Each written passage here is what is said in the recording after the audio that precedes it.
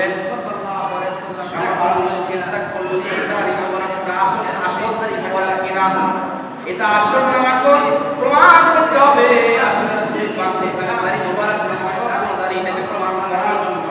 এভাবে সাধারণ মুজিব রাহমাতুল্লাহ আলাইহি কি করলেন এই দাড়ি মোবারকটাকে নিয়ে আগুনে সিদ্ধান্ত গ্রহণ করলেন তিনি চিন্তা করলেন যদি এটা আসলে রাসূল পাক সাল্লাল্লাহু আলাইহি ওয়াসাল্লাম দাড়ি মোবারক হয় তাহলে এটা কোনদিন আগুনে করতে পারবে না তখন এটা খাজনা দেওয়ার চেষ্টা করলেন কিন্তু আগুন ওই দাড়ি মোবারকের প্রতি একটা স্পষ্ট করতে পারেনি সুবহানাল্লাহ দাড়িতে আগুন দিয়ে জ্বালানোর চেষ্টা করলেন দেখলেন যে না আগুন থেকে স্পষ্ট করতে পারলেন না এক নম্বর পরীক্ষা করলেন দ্বিতীয় নম্বর পরীক্ষা যখন আকাশে